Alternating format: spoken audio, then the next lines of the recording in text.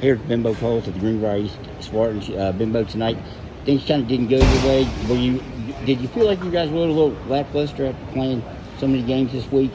Yeah, we were. I can't blame it on playing too many games. Shady played 3 games in 3 nights, Right. and they had a lot more energy than we did. We came out flat in the first quarter and settled for a lot of threes. I think we were 0 for 8 from three-point line at one point in the first quarter. And that's not our game. We have a couple guys that can shoot threes and shoot at a high clip. But we were just basically settling for a bunch of threes in the first quarter. And then when we went to the basket, we didn't go hard. We went soft and try to make floaters. And they got the momentum. They were ready to play. You can tell they wanted this game a lot, worse than we did. They came out and got after us. Our kids were. I think this was a good loss, if there is such a thing as a good loss, is that it brings us back to reality a little bit. It brings us back down to where we got to get back to playing the way we're capable of playing, and that's a lot of hard work and getting after it on the defensive end. Shady, under Ronnie Olson's been known as a defensive type team. Did they do anything on William Gabbert that you weren't expecting, or that? No, they didn't do anything that we wasn't expected. They did a lot of switching, and then just really contested almost every shot that he took. But again, they did a great job. They did a great job defensively, but we settled. We settled for threes. We didn't hit any backdoor cuts.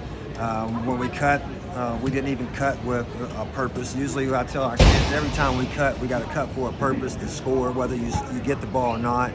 And then we just had way too many unforced turnovers. Our guys, for the first time this season, a few of our guys looked kind of scared and didn't play up to their level. It seemed like you got some guys that did step up for you. I think Jude Libby came in and gave you a couple threes there.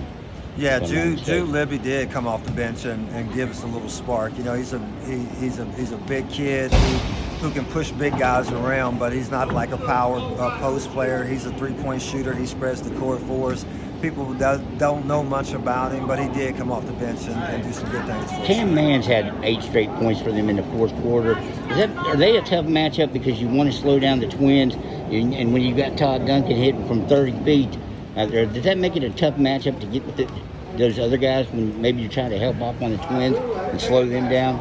He seemed to get open there at spots where they needed to get a basket to maintain that lead. They just did a very good job of spacing us out. You have to pay close attention to the Chapman kids for sure, and they got unlimited range.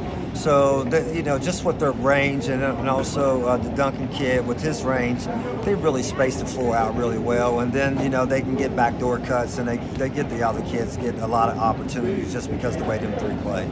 You anxious to get through these next couple of weeks and get to the sectional tournament? Yeah, we're real anxious. We're really anxious to get into next week. I'm actually really anxious to get back to practice on Monday. I think I went soft on the kids a little bit this week by going, because we have 4 games this week, and I only practiced an hour and a half and didn't get to the stuff that we need to cover defensively and offensively. So they can expect to come ready on Monday. They can definitely be ready to come on Monday. It won't be an easy practice on Monday for sure. Bimbo, I appreciate it. Great watching you guys play. All right, thank you.